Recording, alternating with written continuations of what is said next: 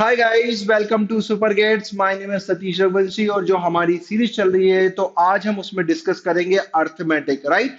तो अर्थमेटिक के किस किस टाइप के क्वेश्चंस रोहतक में आ सकते हैं और जो पहले आए हुए हैं उन पर मेमोरी बेस्ड पर हमने उस टाइप के क्वेश्चन लेने की कोशिश की है। तो इन टाइप के क्वेश्चंस को आपको अच्छे से पढ़ना है। इन टॉपिक जो यहाँ पर मैं बता रहा हूँ इन सभी टॉपिक को आपको कवर करना है। इनके कॉन्सेप्ट क्लियर होना चाहिए, इनकी काफी आपकी अच्छी प्रैक्टिस होना चाहिए। हो सके तो टॉपिक टेस्ट, राइट, आपको देना है इन टॉपिक के, ध्यान रखना। क्योंकि वहां पर पूरा खेल आपका स्पीड का खेल था पूरा, राइट। तो स्टार्ट करते हैं हमारी जो सीरीज है most expected questions for IP math Rohtak 2024 arithmetic की बात कर रहे हैं। तो आइए पहला क्वेश्चन, आज हम क्या क्या पढ़ने वाले हैं पहले हम वो देख लेते हैं। Today we will cover time and work pipe and cisterns, ratio proportion partnership mixture alligation time speed distance and boat and streams guys, okay. और एक और बात मैं यहाँ पर एड ऑन करना चाहता हूँ आपके लिए कि भाई आप जितने टेस्ट लगाओगे, मॉक टेस्ट लगाओगे, उतना ही आपका स्कोर अच्छा आएगा, right. Last year cut off काफी हाई था, इस बार भी होने के चांसेस है क्योंकि बहुत आसान पेपर वो बनाता है। चाहे वो अर्थमेटिक के क्वेश्चन की बात करो, आप हायर मैथ्स के क्वेश्चंस की बात करो, बहुत आसान देता है तो ऑब्वियसली कट ऑफ तो ज्यादा जाएगा। बट वहां पर जिसके कैलकुलेशंस बहुत अच्छे होंगे गाइज, वो जरूर आगे निकल जाएगा। तो आपको कैलकुलेशंस पर वर्क करना है। और कैलकुलेशन पर वर्क करने के लिए एक सबसे अच्छी ट्रिक मैं आपको बताता हूँ, 25 तक टेबल्स लर्न कर लो, राइट। पहली बात, 30 तक स्क्वायर्स लर्न कर लो, 20 तक क्यूब्स लर्न कर लो। और इसके बाद डेली 10 to 15 मिनट अपने मन से कुछ भी कैलकुलेशन करो तो वो आपकी हैबिट में आ जाएगा, ओके। तो स्टार्ट करते हैं। फर्स्ट क्वेश्चन हमारा है टाइम इन वर्क का question. A can finish a work in 15 days, ये वर्क को कितने दिन में फिनिश करता है? 15 डेज में। और बी उसी वर्क को 25 डेज में फिनिश करता है। समझना भाई कॉन्सेप्ट क्या है, ये टाइम इन वर्क का क्वेश्चन है, आपको थोड़ा बहुत कॉन्सेप्ट आता होगा। और बाकी मैं यहाँ पर आपको समझा रहा हूं। और बोला दे वर्क टुगेदर फॉर 5 डेज, अगर वो दोनों एक साथ 5 डेज तक वर्क करते हैं, दे rest of the work is finished by A and C in 4 days, then C alone finish the work। समझना बात को कि भाई ए और बी 15 और 25 डेज में कर सकते हैं। तो ए 15 डेज में वर्क को कंप्लीट करता है और B can complete a work in 25 days. तो सबसे पहले आप निकालोगे कि व्हाट इज टोटल वर्क, और टोटल वर्क को हम हमेशा नंबर ऑफ डेज का एलसीएम लेंगे। आपकी मर्जी, आप जो चाहे उसका एलसीएम, आप जो चाहे उसको टोटल वर्क को अज्यूम कर लो। बट मैं आपको सजेस्ट करूंगा एलसीएम को ही हमेशा हम टोटल वर्क अज्यूम करेंगे। बात समझ में आ रही? तो सर 15 एंड 25 का अगर हम यहाँ पर एलसीएम लेते हैं तो ये बन जाएगा 75 यूनिट्स। तो टोटल वर्क हम बोल देते हैं भाई कितना था सर? टोटल वर्क 75 यूनिट था यहाँ पर, राइट। और पर्सन ये 75 यूनिट को 15 डेज में कंप्लीट करता है, तो वन डे में पर्सन ये कितना करेगा? एक दिन के काम को उसकी एफिशिएंसी बोला जाता है।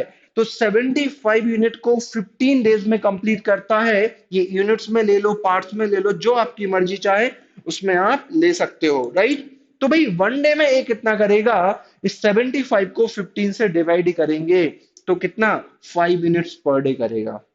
बात समझ में आ रही है? और बी वन डे में कितना करेगा? 75 को 25 से डिवाइड करेंगे, सर ये भाई साहब 3 यूनिट्स पर डे कंप्लीट करेंगे। तो ये इनकी एफिशिएंसी हो गई। एक दिन का काम हम उनकी एफिशिएंसी बोलते हैं। तो वन डे में पर्सन ये 5 यूनिट करेगा, वन डे में पर्सन भी 3 यूनिट्स कंप्लीट करेगा। अब देखो यहां पर क्या बोल रहा है, दे वर्क टुगेदर फॉर 5 डेज, दोनों ने 5 दिन तक वर्क किया। यार यहां पर अगर हम देखें कि सर टोटल वर्क बनाते हैं, sir total work is 75 units. यहां पर समझने की कोशिश करना कि sir total work is 75 unit और दोनों स्टार्ट करते हैं दे वर्क टुगेदर 5 डेज। मतलब ए प्लस बी अगर 5 डेज तक वर्क करते हैं और 5 डेज में कितना वर्क कर लेंगे आप तो ये बताओ।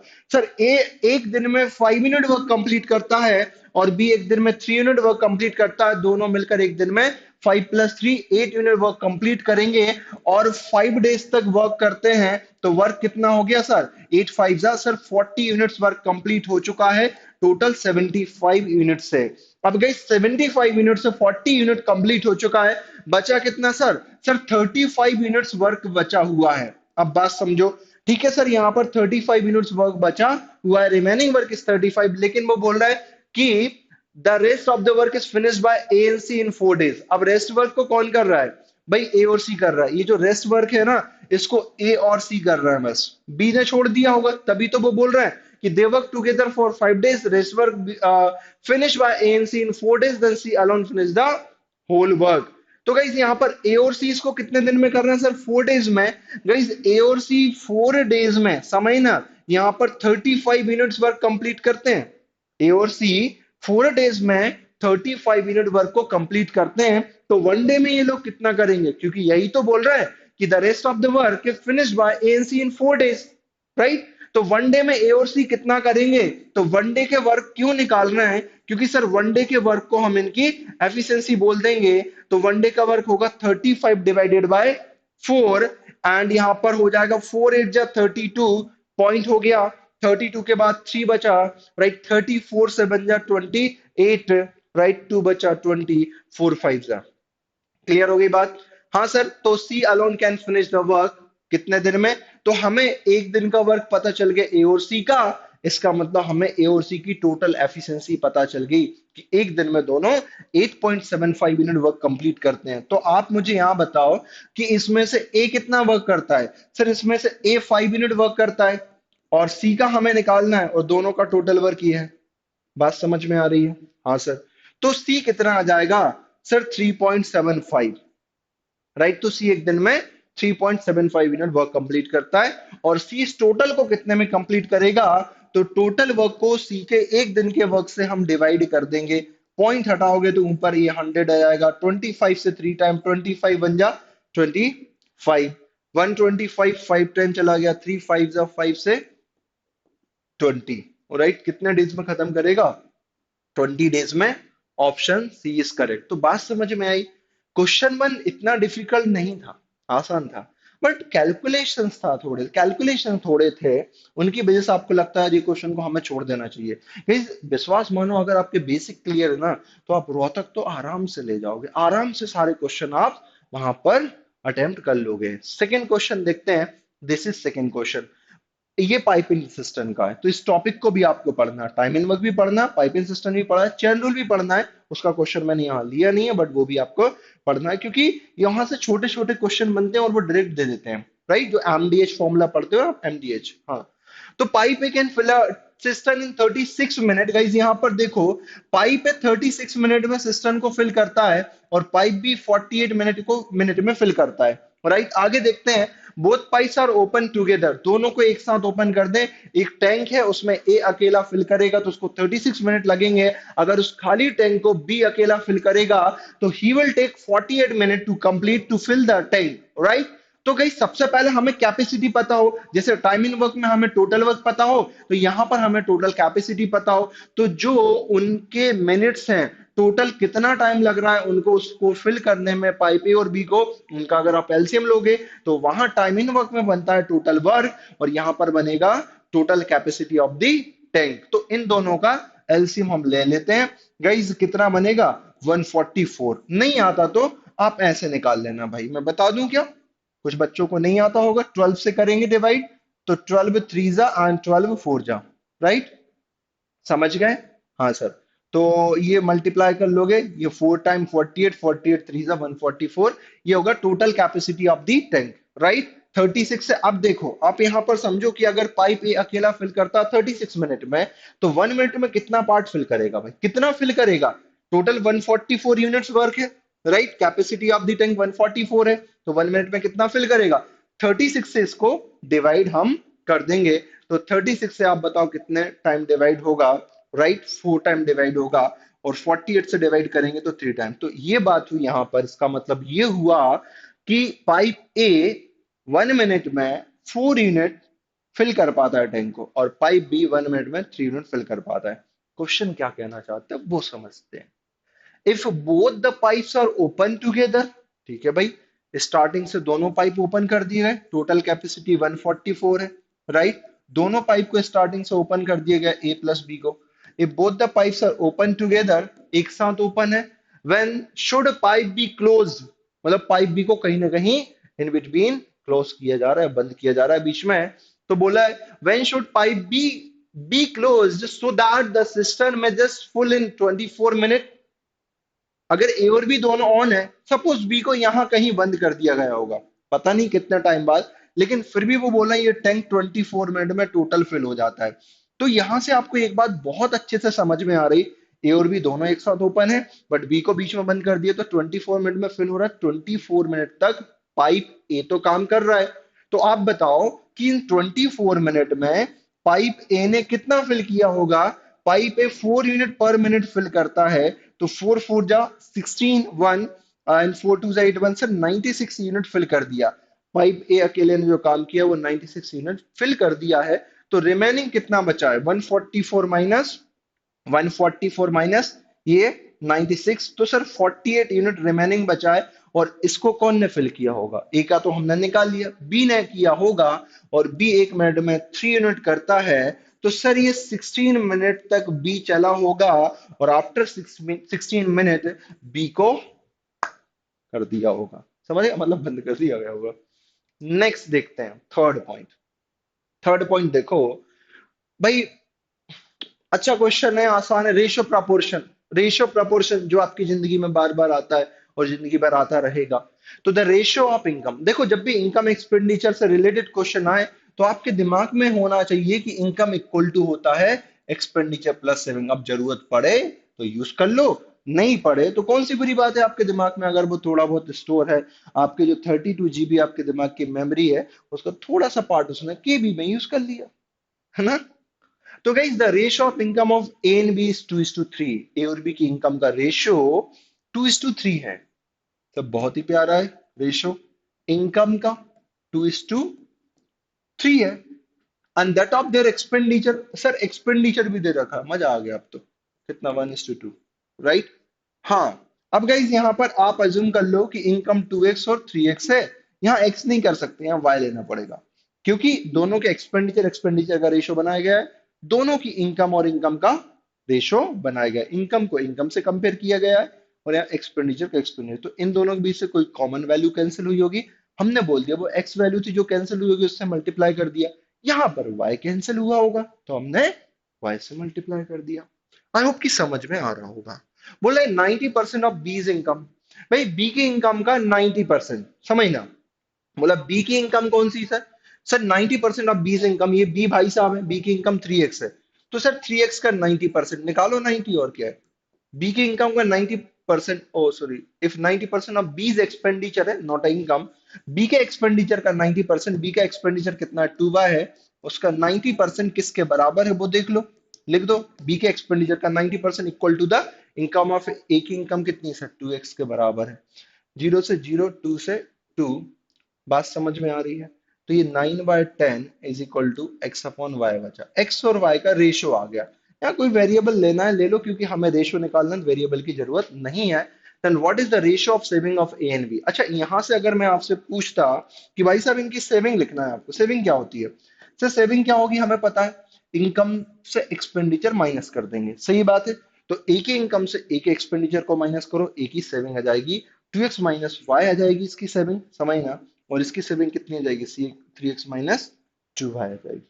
एक्स और वाई रेशियो निकालना है तो डायरेक्ट एक्स की वैल्यू 9 पुट कर दो और वाई की 10 कर दो, आप नहीं तो ऐसा करते एक्स इक्वल टू 9y/10, तो वो कैंसिल हो जाता, कॉमन निकल के रेशियो है।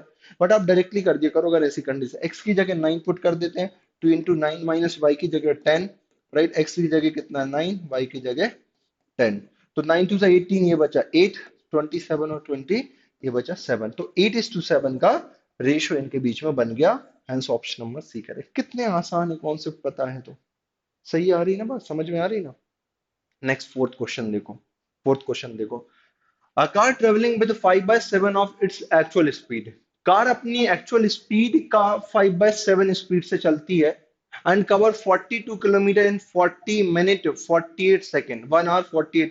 पहले जिसको अपन पूरे को आवर्स में कन्वर्ट करते हैं, है ना, क्योंकि वो क्या बोल रहा है, एक कार ट्रेवल करती है 5/7 ऑफ एक्चुअल स्पीड। अगर मैं ये बोलता कि कार की एक्चुअल स्पीड मान लो एक्स है, बोल सकता हूं ना कि भाई टाइम स्पीड का क्वेश्चन है, तो कार की actual speed x kilometre per hour है, मैंने उसको अज्यूम किया है किलोमीटर पर आवर में, actual speed of the car is x kilometre per our, और बोल रहा है कवर्स 42 किलोमीटर के डिस्टेंस को इतने टाइम में कवर करती, तो बहुत अच्छे से पता है आपको distance equal to speed into time, right. Distance कितना है सर 42 किलोमीटर, और स्पीड क्या है सर, सर स्पीड कितना है उसका सर एक्स का 5/7, राइट। इस स्पीड से चलती है तो तब 42 किलोमीटर, लेकिन इतने टाइम में करती है। तो ये क्वेश्चन कोई डिफरेंट नहीं था, आपने बोला सर बहुत सिंपल सा क्वेश्चन है, आए हैं ऐसे क्वेश्चन और आते रहेंगे, राइट। और आपको बोला 1 आवर 40 मिनट 48 सेकेंड, तो भाई इसको कन्वर्ट कर लो ना, 1 आवर 40 मिनट को कन्वर्ट कर लो पहले। 1 आवर 40 मिनट को आवर्स में कन्वर्ट करेंगे तो 60 से डिवाइड कर देंगे, राइट। तो इसको दोनों को कर लेते हैं पहले। तो कितना होगा 22 और 23 टाइम, 3 2 3 1 3 +2 5/3 हो जाएगा। और इसको और सेकंड को कर लेते हैं, सेकंड को आवर्स में करोगे तो 60 से डिवाइड करेंगे मिनट में, फिर 60 से डिवाइड करेंगे, राइट। तो आवर्स में कन्वर्ट हो गया, कैंसिल कर दो 12 से, 12 4 जा एंड 12 5 जा, राइट। यही होगा ना। और 4 से 15 टाइम, 1/75, भाई 12 से 4 टाइम और 12 से 5 टाइम और 4 से ये गया 15 टाइम, राइट। और ये बन गया 1/75। तो ये आवर्स, और ये कितने आवर्स हो गए 5/3 + 1/75 आवर्स। 75 एलसीएम ले लो, देखो ये कैलकुलेशन बन गया ना, आपको क्वेश्चन बहुत आसान लग रहा था बट कैलकुलेशन यहाँ था। तो वो आपका टाइम खींचना चाहता है, वो आपसे एक्सपेक्ट नहीं करता कि आप बहुत डिफिकल्ट लेवल के क्वेश्चन सॉल्व करो, नहीं, आपका टाइम खाएगा, वो टाइम खाएगा, राइट। तो गाइस या तो 3 × 75 ले लो, चलो यही ले लेते हैं, तो 3 से चला जाएगा, 3 2 जा 6 1 3 5 जा 25 5 जा 125 +1, तो ये कितना बन गया 126/75। तो यहाँ कर देते हैं 126/75। समझ रहे हैं ना, आसान है, कोई इतना डिफिकल्ट नहीं है। तो गाइस 5 से चला जाएगा 15 15 टाइम, 7 कितना 5, 8 टाइम चला गया, राइट। और ये कितने से चला जाएगा 6 3 जा 7 टाइम, 3 से 5 टाइम, 5 7 जा 35 = x। तो एक्चुअल स्पीड पूछ रहा था, तो 35 किलोमीटर पर आवर। इसमें लोग गलतियां कर देते हैं, कन्वर्ट नहीं करते, पता है आपको उलझाता है इन क्वेश्चन में। आप इनको थोड़ा एक को कन्वर्ट कर लेते हो, पूरे को नहीं करते। फिर आप कई बार बोलोगे सर इसको मिनट्स में ही कर लेते पूरा कन्वर्ट, तो इसमें वो उलझा देता है और आप फंस जाते हो और घबराने लगते हो, टाइम कम बचा, क्वेश्चन सॉल्व नहीं हुआ, आपका पूरा खेल बिगड़ जाता है। तो वो वाली बात नहीं होना चाहिए। मैं बहुत अच्छे से बता रहा हूँ कि आपको पहले वही क्वेश्चन को सॉल्व करना है जो आपसे बहुत अच्छे से बनते हैं, राइट। कुछ इजी क्वेश्चंस भी होते हैं बट लॉजिक काफी डिफरेंट होते हैं, अगर नहीं आता दिमाग में, वहां इंस्टेंट क्लिक नहीं कर रहा, तो इमीडिएटली आप नेक्स्ट क्वेश्चन पर मूव कर जाओगे, वहां नहीं फंसे रहोगे। इस क्वेश्चन को देखिए, ऐसे क्वेश्चन को आप चाहते तो बाद में सॉल्व करते, ये नहीं कि छोड़ दो, आसान है, बाद में सॉल्व कर सकते थे। यहां पर बोला robot is travelling on his cycle and has calculated to reach point A 2 p.m., right. Robot cycle से ट्रेवल कर रहा है, has calculated to reach point A 2 p.m., मतलब यहां से निकला मान लो, और इस पॉइंट पर वो पहुंच रहा है 2 p.m. पर, राइट। हाँ सर मान लो डी डिस्टेंस था ये। And if we travel 10 kilometre per hour, अच्छा वो इस बार कितने से चल रहा था सर, वो 10 kmph की स्पीड से चल रहा था, कितनी स्पीड से चल रहा था भाई, 10 kmph की स्पीड से चल रहा था डी किलोमीटर के डिस्टेंस को। और वो क्या कर रहा है, robot is travelling on cycle and has calculated to reach point A at 2 p.m. If he travel 10 kilometre, बोला ही विल रीच 12 नून, वो भाई 12 बजे पहुंचेगा, कितने बजे पहुंचेगा 12 नून पर पहुंचेगा। If you travel eight 15 kilometre per our, अगर इसी डिस्टेंस को वो 15 किलोमीटर पर आवर की स्पीड से ट्रेवल करता है तो 12 नून पर पहुंचेगा। एट वॉट किस स्पीड से ट्रेवल करेगी 1 p.m. पर पहुंच जाए। आप मुझे बताओ, यहां पर यहां पर ये जो टाइम का डिफरेंस कितना है सर, सेम डिस्टेंस को टाइम का डिफरेंस कितना है सर, 2 आवर्स का डिफरेंस हुआ कि नहीं, जल्दी बताओ। बिल्कुल सर, यहां पर कितना टाइम लगा सर, 2 आवर्स का टाइम लगा। समझना बात को, कि सर अगर डी डिस्टेंस को वो 10 किलोमीटर पर आवर की स्पीड से करेगा, तो स्पीड, डिस्टेंस अपॉन स्पीड क्या हो गया टाइम, कि अगर वो 10 की स्पीड से ट्रेवल कर रहा था इस डी डिस्टेंस को, समझना, यहां से यहां तक 2 p.m. पर पहुंच रहा, मुझे कोई दिक्कत नहीं, बट वो डी डिस्टेंस को 10 किलोमीटर पर आवर की स्पीड से ट्रेवल कर रहा था, तो टाइम कितना लगा, time equal to distance upon speed. अगर वो 15 की स्पीड से ट्रेवल कर रहा था तो ये टाइम लगेगा, डिस्टेंस तो वही है, ये कम स्पीड है तो ज्यादा टाइम है, ये ज्यादा स्पीड है तो कम टाइम है। तो दोनों के टाइम का डिफरेंस क्या है सर, दोनों के टाइम का डिफरेंस 2 आवर्स है, तो इस 2 के बराबर कर देते, क्योंकि इस स्पीड से 2 p.m. पर पहुंचता और स्पीड से 12 नून पर पहुंचता, तो 2 आवर्स का डिफरेंस है। यहां से हम सीधा डिस्टेंस निकाल सकते हैं, राइट। डिस्टेंस निकाल लो, मैं बता देता हूं।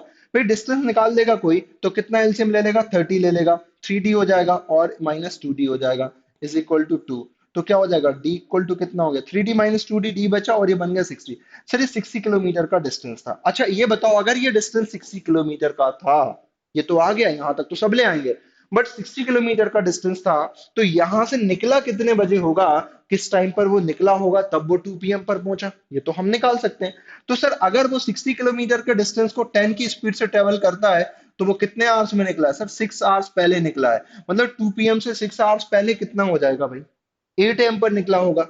अब बंदा 8 AM पर निकला है, पहले समझना बात को, बंदा 8 AM पर निकला है और क्वेश्चन बोल रहा है सर यहां पर भी वही आएगा, देखोगे आप 12 नून से कितना कम कर दो, सर इसको 15 से डिवाइड कर दो, 4 आवर्स पहले 12 से, तो यहां से भी 8 AM पर निकला है, निकला दोनों केसेस में 8 AM पर। मैं आपको समझाने के लिए लिख देता हूं, वहां इतना नहीं करना है। सर यहां पर भी 8 AM पर निकला है। तो बात क्या की जा रही है कि उससे पहुंचना 1 PM पर, कहाँ गया अभी, 1 PM पर पहुंचना चाहता है वो यहाँ पर। तो कहीं 1 PM पर पहुंच रहा है, तो यहां से जब वो 8 AM पर निकल रहा है तो कितने आवर्स लग रहा है, सर 5 आवर्स लग रहा है। अब 5 आवर्स का टाइम ले रहा है वो 60 को कवर करने में, तो स्पीड क्या होगी, 5 से डिवाइड कर देंगे, यही होगा ना। स्पीड क्या होगी, डिस्टेंस अपॉन टाइम। तो 60 किलोमीटर को 5 आवर्स की स्पीड से करेगा तो स्पीड हो जाएगी 12 किलोमीटर पर आवर। समझ में आया क्वेश्चन नंबर 5? आसान था, कोई डिफिकल्ट नहीं है। नेक्स्ट क्वेश्चन, 6 क्वेश्चन को देखो, बोट इन स्ट्रीम का क्वेश्चन है, राइट, आसान क्वेश्चन है, कोई डिफिकल्ट नहीं है। अब यहां पर बात हो रही कि a person can row 7.5 kilometre in hour, 1 घंटे में वो बंदा क्या करता है, एक पर्सन है, इन स्टिल वाटर, मतलब बात समझो, स्टिल वाटर कोई बहते हुए पानी की बात नहीं कर रहा। अगर जिस डायरेक्शन में वाटर बह रहा है, पर्सन भी उसी डायरेक्शन में जाता है, तो उसे बोलते हो आप डाउन स्ट्रीम। और उस डायरेक्शन में उसे फ्लो भी मिलता है, सपोर्ट मिलता है वाटर का, तो वहां पर डाउन स्ट्रीम में दोनों की स्पीड ऐड हो जाती है, पर्सन की स्पीड प्लस वाटर की स्पीड, वो होता है डाउन स्ट्रीम। लेकिन अगर इस डायरेक्शन में स्ट्रीम जा रही, पानी इस डायरेक्शन में जा रही, रिवर इस डायरेक्शन में फ्लो हो रही, और पर्सन अपोजिट डायरेक्शन में आ रहा है, तो आप बोलोगे सर ये अप स्ट्रीम का केस होगा, राइट। और अप स्ट्रीम में स्पीड क्या हो जाती है, सब्ट्रैक्ट हो जाती है, राइट। इस बात का आपको ध्यान रखना है। हाँ सर। तो वो बोल रहा है लेकिन पर्सन की स्पीड चेक की जाएगी तो कभी भी बहते हुए पानी में नहीं की जाएगी, उसकी हमेशा कोई स्विमिंग पूल या किसी तालाब में चेक की जाएगी। दैट्स व्हाई वो लिखते हैं, पर्सन या बोट कुछ भी ऑब्जेक्ट हो सकता है, दैट्स व्हाई वो लिखते हैं स्टिल वाटर। स्टिल वाटर का मतलब क्लियर हुआ, ठीक है सर। तो वो बोल रहा है कि a person can row 7.5 kilometre in hour in still water. तो पर्सन की 1 आवर, मतलब 7.5 किलोमीटर 1 आवर। भाई अगर मैं आपसे बोलता हूँ आप 1 आवर में 60 किलोमीटर का डिस्टेंस ट्रेवल करते हो, तो आप क्या बोलते हो, आपकी स्पीड 60 किलोमीटर पर आवर है। तो यहां तो ये बोल रहे 7.5 किलोमीटर इन आवर, तो इस पर्सन की स्पीड क्या है, पर्सन की स्पीड मान लो एक्स है, that is 7.5 kilometre per our, right, kilometre per our. इसको मैं कैलकुलेट कर देता हूँ, 2 का 7 में मल्टीप्लाई करेंगे, 14 प्लस 1, 15/2 किलोमीटर पर आवर। बात समझ में आ रही है, in still water. And he finds that it take him twice the time as long to रो।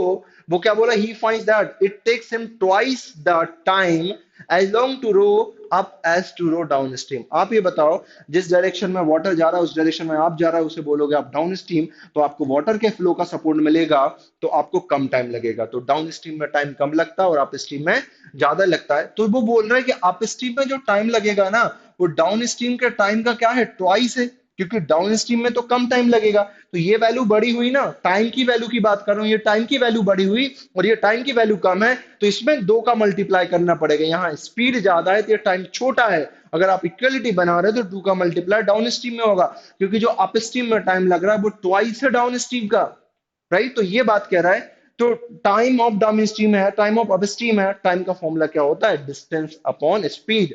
तो डिस्टेंस तो डी हो जाएगा, अपॉन में स्पीड क्या होगी सर, मान लो डी डिस्टेंस था, कोई पर्सन मान लो यहां से इस पॉइंट तक जा रहा था और फिर वापस आ रहा है इस पॉइंट तक, राइट। तो डिस्टेंस तो दोनों केसेस में डी है, तो distance upon speed, up stream में स्पीड क्या होगी भाई, भाई अप स्ट्रीम में स्पीड क्या होगी, वो आप देखो सर, अप स्ट्रीम में स्पीड सब्ट्रैक्ट होती है, राइट, सब्ट्रैक्ट होती है। अप स्ट्रीम है ना, अप स्ट्रीम में स्पीड सब्ट्रैक्ट होती है। तो आपने बोले सर हमने एक्स मान लिया, और वो क्या बोल रहा है, speed of the stream, speed of stream को हम बोल देते हैं वाई, स्पीड ऑफ स्ट्रीम क्या बोल देते हैं हम, कि मान लो speed of stream is Y kilometre per hour है, राइट।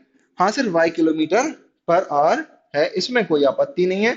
तो गाइस आप स्ट्रीम में स्पीड सब्ट्रैक्ट होंगी, इस स्पीड से इस स्पीड को माइनस करना है, तो 15/2 minus Y is equal to, बहुत सिंपल है, 1-2 लाइन में ही सॉल्व हो रहा है, तो मैं ऐसे ही सॉल्व कर देता हूं। राइट। ये डाउन स्ट्रीम में स्पीड क्या होगी, distance upon speed, 15/2 plus Y हो जाएगी, डी एंड डी कैंसिल हो गए, क्रॉस मल्टीप्लाई करोगे इस तरफ पे 15/2 प्लस वाई आ जाएगा। आ रही बात समझ में, ये पूरा यहाँ आ जाएगा, ये पूरा यहाँ आ जाएगा, इस टू का मल्टीप्लाई होगा तो 2 × 15/2, टू कैंसिल, -2y हो जाएगा। बात समझ में आ रही है, 2y इस तरफ y में ऐड होगा तो 3y, ये 15 ये इस तरफ और 15/2 हो जाएगा। तो 3y इज इक्वल टू कितना हो गया, 30 - 15, राइट। तो कितना होगा 15/2, ओके, 3 5 जा एंड y कितना बचा सर 2.5, 2.5 मतलब option number, option C is correct, right. समझ में आई बात। नाउ क्वेश्चन नंबर 7 की बात करते हैं, how much pure alcohol must be added, भाई मिक्सचर एलिगेशन का क्वेश्चन आ गया, मिक्सचर एलिगेशन का क्वेश्चन आ गया, समझ रहा है ना। How much pure alcohol has to be added 400 ml of solution, मतलब वो ये कह रहा है कि एक सॉल्यूशन 400 ml का है, समझ ना, उसके पास एक 400 ml का सॉल्यूशन है, how much pure alcohol add करना है, ऐड क्या करना चाहता है सर, अल्कोहल ऐड करना चाहता है, 400 ml का उस बंदे के पास सॉल्यूशन है कंटेनिंग 60% ऑफ द अल्कोहल, इसमें पहले अल्कोहल 16% था, राइट, और रिमेनिंग मान लो वाटर था, वाटर वाटर बोला है नहीं बोला, वाटर मान लो, रिमेनिंग मान लो कुछ भी था, रिमेनिंग वाटर मान लो, सपोज वाटर था तो रिमेनिंग परसेंटेज वाटर का था, बट वो बोल रहा है कितना इसमें अल्कोहल ऐड करें, राइट, कितना अल्कोहल ऐड करें कि जो मिक्सचर बने उसमें 40% अल्कोहल हो जाए। तो हम मिक्सचर एलिगेशन टेक्निक जब सीखते हैं तो आपको पता होगा कि सर मिक्सचर में अल्कोहल कितना हो जाए 40%, तो मिक्सचर की वैल्यू को हम यहां लिखते हैं, भाई इसमें अगर हमने अल्कोहल पे लगाया है तो यहां पर भी अल्कोहल लेंगे और यहां पर भी अल्कोहल लेंगे। तो भाई ये कौन सा अल्कोहल लेंगे सर, इनिशियल कंटेनर में कितना अल्कोहल है, सर इनिशियल कंटेनर में परसेंट ऑफ अल्कोहल कितना 16, और मिक्सचर में इतना हो जाए। आप मुझे एक बात बताओ, इसमें से अल्कोहल और कुछ और है दैट इज वाटर मान लो, लेकिन जो आप प्योर अल्कोहल लाओगे, एक कंटेनर ये है, जिस कंटेनर से आप अल्कोहल लाओगे उस कंटेनर में अल्कोहल की क्वांटिटी क्या है वो मुझे नहीं पता, क्वांटिटी मतलब कितने लीटर वो नहीं पता, बट आपको क्वांटिटी कितनी वो मुझे नहीं पता, लेकिन आप ये बोलोगे कि सर उसमें 100% अल्कोहल होगा, उसमें कोई और मिक्सचर नहीं होगा अल्कोहल के साथ, जो इंग्रेडिएंट है अल्कोहल एंड वाटर यहाँ पर है, बट वहां पर अल्कोहल वाटर नहीं होंगे, आप प्योर अल्कोहल ऐड करोगे, राइट। तो यहाँ पर जो अल्कोहल लाओगे उसकी क्वांटिटी मुझे नहीं पता, बट जो ऐड करोगे वो 100% प्योर होगा, इंग्रेडिएंट तो 100% प्योर ऐड करोगे, जो एडेड अल्कोहल होगा वो क्या होगा 100% प्योर। तो भाई रेशो बना, अब क्या करते हैं सर, इसमें से इसको माइनस करेंगे, 100 - 40 60, अगर मैंने इसमें से इसको माइनस किया, ऐसा वाला रूल लगाया, देन अब 40 में से इसको माइनस करेंगे तो यहाँ लिखें, इन दोनों का यहाँ लिखते हैं, इन दोनों के यहाँ, बट माइनस प्लस कैसे होता है, इसमें से इसको माइनस किया यहाँ लिखते हैं, देन इसमें से इसको माइनस, या फिर यहाँ से ये माइनस करोगे यहाँ लिखोगे, देन 40 से कर लेना तो माइनस एडजस्ट हो जाते हैं, वही फॉर्मूला लिखवा देते हैं लोग उसको। तो गाइस ये कितना बना सर 24 बना, राइट, 12 से 2 टाइम एंड 12 से 5 टाइम। अब देखो यहाँ पर क्या बनता है नीचे, गाइस यहाँ पर जिस कंटेनर से लिए गए, यहाँ अल्कोहल लिए गए तो यहाँ अल्कोहल नहीं बताएगा, ध्यान रखना, ये अल्कोहल किसके रिस्पेक्ट में लिया गया है सर, ये मिक्सचर के रिस्पेक्ट में लिया गया है, तो ये ऐसा रखो आप तो ध्यान कि ये अल्कोहल इस कंटेनर से लिया गया, तो इस कंटेनर का क्वांटिटी यहां पर बताएगा, सिर्फ अल्कोहल नहीं बताएगा, बात ध्यान रखना, इस कंटेनर का इंग्रेडिएंट अल्कोहल है, बट टोटल क्वांटिटी तो कितनी है मिक्सचर की 400 ml, ये 400 ml आपको यहाँ पर बता देगा। तो 5 पार्ट इज इक्वल टू कितना हो गया, कुछ गड़बड़ तो नहीं हुई गई, यही था ना, 400 ml है, 16% ये है, और तो 40% हो जाए, 40 - 16 24 और 60, ठीक है।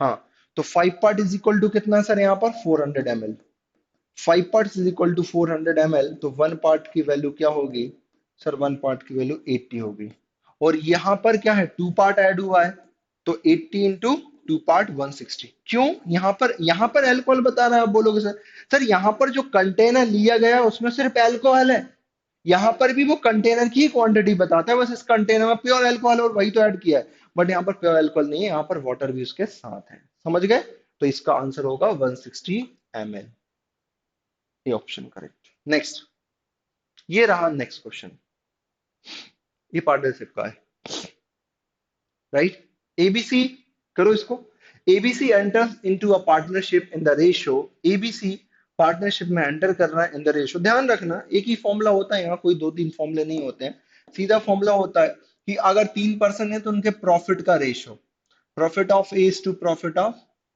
B is to profit of C is equal to investment of A time of A, Investment of B, time of B. Investment of C, time of C. Right? This is the profit का ratio equal to investment into time का ratio. ABC कोई partnership में enter कर रहा है और वो बोल रहा है enters into partner in the ratio, इस रेशियो में उनका इन्वेस्टमेंट है, राइट? इन्वेस्टमेंट है। तो पहले इसको प्रॉपर रेशियो बना लेते हैं क्योंकि ये थोड़ा सा अजीब सा लग रहा है। 7/2 कभी भी ऐसा हो ना तो उसको प्रॉपर रेशियो बना लो, या कई बार रुपीज दे देता है एक्चुअल, तो इसको प्रॉपर रेशियो बनाएंगे, राइट? डिनोमिनेटर पार्ट को हटाएंगे तो जो डिनोमिनेटर में 235 है ना, इनके एलसीएम लेके न्यूमरेटर में मल्टीप्लाई कर देते हैं, सीधी बात। तो सर इनका एलसीएम क्या होगा, इसको प्रॉपर बना देते हैं। सर एलसीएम कितना बनेगा? सर 30 बनेगा, 30 से यहाँ मल्टीप्लाई करो, 30 से यहाँ मल्टीप्लाई हो जाएगा भाई, और 30 से यहाँ हो जाएगा। अब देख लो कितना बन रहा है, 2 से 15, ये 105 हो गया, राइट? यहाँ पर कितना बन रहा है सर, 3 से 10, 40 हो गया, 6 से 36। ये था इनका एक्चुअल रेशो। तो मान लो इनका इन्वेस्टमेंट का रेशो क्या है, दिस है। लेकिन उसमें चेंज हो रहा है कि after 4 month A increase share 50%। A अपना शेयर कितना 50% कर देता है if the total profit at the end of the year. अच्छा, at the end of the year की बात कर रहा है, राइट? ये क्या है, आफ्टर 4 मंथ इंक्रीज कर रहा है, मंथ की बात है, और यहाँ टोटल पार्टनरशिप 1 ईयर के लिए की गई है। ऐसा नहीं बोला गया कि आज एक ए ने ज्वाइन किया, कुछ दिन बाद बी ने ज्वाइन किया, नहीं, सभी ने एक साथ ज्वाइन किया, सभी ने एक साथ खत्म किया है, तो कोई दिक्कत नहीं, मतलब चेंज किया है बस उनका इन्वेस्टमेंट को। तो यहां पर एक बात आप ये ध्यान रखना कि सर हमें मंथ में बात करनी पड़ेगी, एंड द ईयर मतलब एक साल की बात है, लेकिन वो एक साल में मंथ कितने होते हैं सर, 12 मंथ होते हैं, तो हम यहाँ बात करेंगे सर 12 मंथ की, समझ रहे हैं ना? तो भाई ए ने 4 मंथ के बाद चेंज किया है, तो 4 मंथ तक तो ए को 105 के हिसाब से ही मिलेगा। एक्स नहीं ले रहा क्योंकि रेशो है वो कैंसिल हो जाएगा, एक्स की जरूरत नहीं है। उसने पहले 105 इन्वेस्टमेंट किया, लेकिन 4 मंथ तक तो उसको 105 के अकॉर्डिंग ही प्रॉफिट मिलेगा, राइट? तो 4 मंथ तक मान लो ये प्रॉफिट मिल गया, फिर क्या किया, 105 से बढ़ाकर उसने 50% ज्यादा कर दिया, 50% ज्यादा कर दिया, इट मींस इसका 150% कर दिया। 150% मतलब 150/100, उसका फ्रैक्शन बनाओगे तो कितना बनेगा, 3/2 लिख सकता हूँ, या 150/100, बात देखी है, राइट? लेकिन ये कितने मंथ के लिए रहेगा सर, टोटल पार्टनरशिप 12 मंथ की है, ये 4 मंथ हो गए, तो ये रिमेनिंग कितना मंथ के लिए बचा, 8 मंथ के लिए। ये हो गया ए का। बी के साथ कोई भी चेंज नहीं हुआ है, तो बी ने 40 के 40 पार्ट स्टार्टिंग से इन्वेस्ट किए हैं, और फॉर 12 मंथ। एंड सी ने भी कोई चेंज नहीं किया, सी ने 36 पार्ट इन्वेस्ट किए हैं फॉर 12 मंथ। क्या बात समझ में आ रही है? हाँ सर, ये बात तो हमें समझ में आई, बस काटा पीटी कर दो और बचा क्या। अब पूरे को मल्टीप्लाई अल्टीप्लाई मत करना, पहले ये देखना जितना कैंसिल हो रहा है उतने को हम कैंसिल करेंगे। बात समझ में आ रही? ठीक है सर, जितना कैंसिल हो रहा है उतने को हम पहले कैंसिल करेंगे। 4 सभी से कैंसिल हो जाएगा, 4 बन जा, 4 2 जा, एंड 4 10 जा, एंड 4 से 12 टाइम, 4 9 जा, राइट? 4 9 जा। अब देखो ये वाला 2 तो यहाँ के 2 से चला गया, अलग बात है। 3 से कैंसिल हो रहा है सभी, हाँ सर 3 से हो रहा है, 3 3 जा 9, एंड 1 बच रहा है, 3 5 जा 15। समझना बात को, 3 से ये 3 गया, 3 से ये 4 टाइम चला गया, 3 से 4 टाइम चला गया, तो ये कितना बचा सर, यहाँ 35 बच रहा है, प्लस यहाँ तो सब कुछ चला गया, 105 बच रहा है, यहाँ 40 और यहाँ 36, इसको ऐड कर देते हैं। 140 इज टू 40 इज टू 36। बात समझ में आ रही है? 140 और 40 और ये 36, अभी 4 से कैंसिल हो जाएंगे आई थिंक, 4 से चला जाएगा, 4 3 जा 12, कितना बचेगा, 2 बचेगा, 4 5 जा, 4 10 जा, एंड 4 9 जा। This is the ratio, 35:10:9। ये किसका रेशियो, प्रॉफिट का रेशियो, क्योंकि इन्वेस्टमेंट टू टाइम हमने ये सब कुछ कर दिया, तो ये सभी के प्रॉफिट का रेशियो आ गया। तो ए को प्रॉफिट मिला 35, बी को मिला 10 पार्ट, और सी को मिला 9 पार्ट। बट टोटल प्रॉफिट हमें गिवन है 21,600। तो कितना होगा, 35 प्लस 10 कितना होगा, 45, और 9 कितना होगा, 54। तो प्रॉफिट कितना हो गया, 54 पार्ट्स। भाई 54 पार्ट्स की वैल्यू आपके पास कितनी होगी, 21,600। तो 1 पार्ट की वैल्यू कितनी होगी सर, 21,600 को हम 54 से डिवाइड कर देंगे, 4 टाइम चले जाएगा, तो 1 पार्ट की वैल्यू होगी 4, राइट? 4 4 जा 16, 1 4 5 जा, ये हो गया 4 पार्ट। और क्वेश्चन पूछ रहा है बी का शेयर कितना है।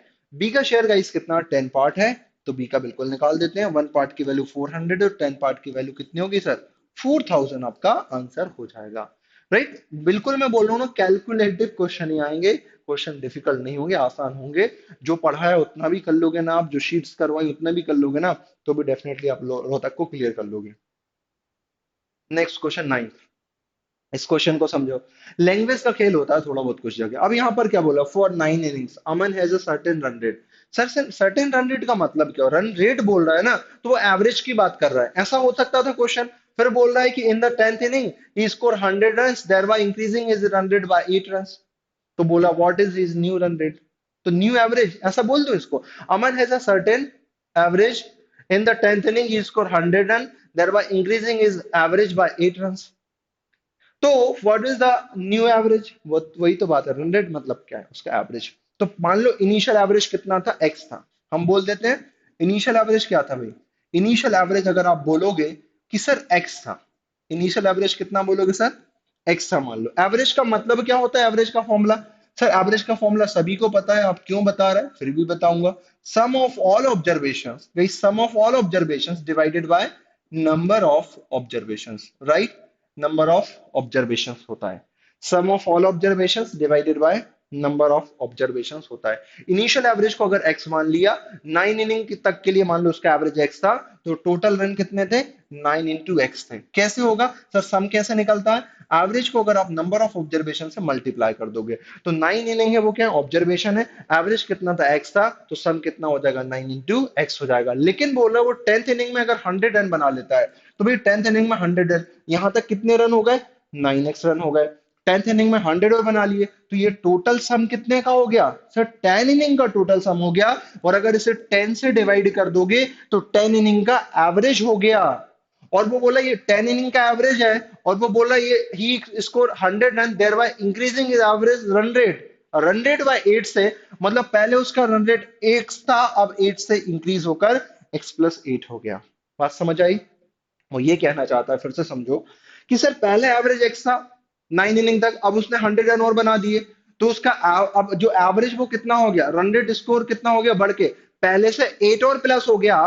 तो मैंने बोला कि पहले का सम प्लस अभी जो 10th इनिंग में बना है उसका सम, तो अभी तक का एवरेज जितना है, और अब एवरेज वो क्या कह रहा है, वो बोला there bye increasing run rate by 8 run, तो अब जो रन रेट हो गया वो x+8 हो जाएगा टोटल 10th इनिंग तक का, राइट। बस सिंपली इसको सॉल्व कर दो। सॉल्व करने में क्या, 9x+100 is equal to 10x+80, right. तो ये 20 इज इक्वल टू एक्स हो जाएगा, यही हो रहा है ना भाई, 10x+9x, समझ गए, 20। 20 इज द, और एक क्या हो गया भाई, पुराना एवरेज आया है ना शायद, नया, what is the new average पूछ रहा भाई, न्यू क्या होगा, 20 प्लस नया कितना 8 और बढ़ गया सर 28। ये गलती मत कर देना एग्जाम में, नहीं तो 20 ऑप्शन दे और आप पढ़ो ना। गाइस एक और बहुत अच्छी ट्रिक देता हूँ, जिससे दो क्वेश्चन आपके हमेशा बचेंगे। दो क्वेश्चन आप पूरा सॉल्व कर लोगे, पूरी मेहनत कर लोगे, उसके बाद भी उन दो क्वेश्चन को गलत, क्यों, जब टिक करते हो तो आप ऐसी गलतियां कर देते हैं, कई बार 3:2 और 2:3 का रेशो होता है, ये गलती हो जाती है। तो टिक करने के पहले ये मेरा सजेशन है, एक बार पढ़ लें कि क्या पूछ रहा है, टिक करने से पहले एक बार पढ़ लें, 2 सेकंड का टाइम लगता है, बिना मतलब इतनी गलती नहीं करना। What is his new run rate, तो बोल रहा है भाई न्यू रन रेट मतलब 28 हो गया, समझ गए, समझ गए बात को, हाँ। नेक्स्ट क्वेश्चन ये रहा, बड़ा छोटा सा क्वेश्चन है, सिंपल सा क्वेश्चन है। तो भाई in a kilometre race, in a kilometre मतलब 1 किलोमीटर, ये मैं बता देता हूँ।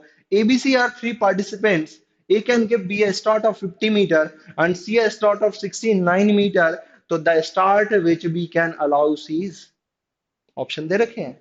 यार मैं चाहता हूं गाइस इस क्वेश्चन का आप आंसर कमेंट में दें। क्वेश्चन बहुत सिंपल सा है, मैं अभी करा दूंगा, बट एक क्वेश्चन मैं आपसे एक्सपेक्ट करना चाहता हूं, क्योंकि रोहतक में आते हैं रेसिस से क्वेश्चन, लीनियर रेसिस से भी आते हैं, सर्कुलर से भी आते हैं।